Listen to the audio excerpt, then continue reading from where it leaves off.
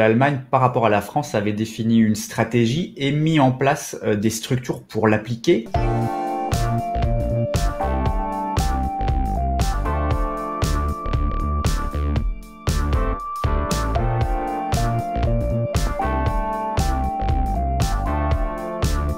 L'Allemagne n'a pas été attentiste. Les quelques 440 centres de vaccination étaient prêts à fonctionner avant Noël. Et les équipes mobiles ont pu commencer à immuniser les personnes âgées dépendantes dans les maisons de retraite dès le 26 décembre. Donc ces structures étaient en place.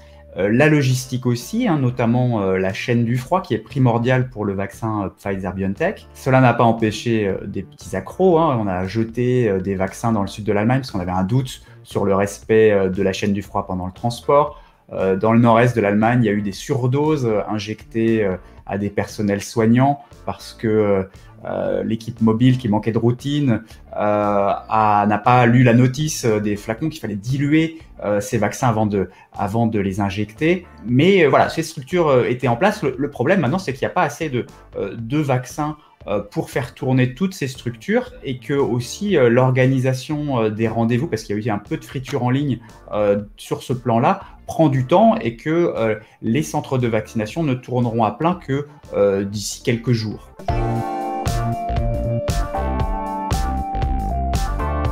Alors l'Allemagne disposait de 1,3 million de doses au 31 décembre et même en mettant des quantités de côté pour la seconde injection, on aurait pu vacciner beaucoup plus de monde avec une organisation plus huilée.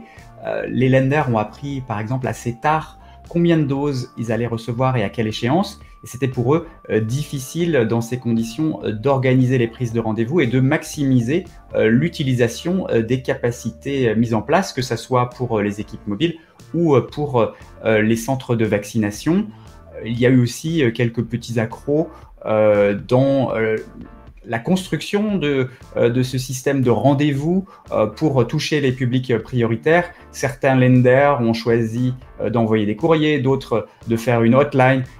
Voilà, tout ceci n'a pas forcément été aussi bien pensé et appliqué que prévu. Et c'est pour ça qu'il y a du retard aussi en Allemagne sur le rythme de la campagne de vaccination.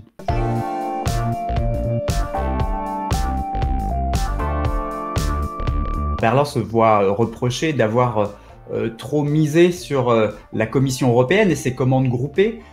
La Commission européenne qui a réparti ses achats et pas vraiment assez misé sur le cheval gagnant Pfizer-BioNTech. Donc résultat, l'Allemagne et l'ensemble des Européens d'ailleurs disposent de peu de doses du seul vaccin actuellement homologué par rapport à d'autres pays qui ont commandé plus et plus fermement ou plus tôt. On ne peut pas dire cependant qu'il y a un risque de pénurie, mais un risque d'allongement de la campagne de vaccination et de ses corollaires, les restrictions sur les libertés et pour l'économie. Alors il faut aussi ne pas perdre de vue que cette situation est un instantané, avec le feu vert attendu pour le vaccin de Moderna dès aujourd'hui et sans doute dans quelques semaines pour celui d'AstraZeneca, l'approvisionnement sera beaucoup plus facile et la campagne de vaccination pourra alors s'accélérer. Mais évidemment, des semaines auront été perdues avec un coût humain et économique non négligeable.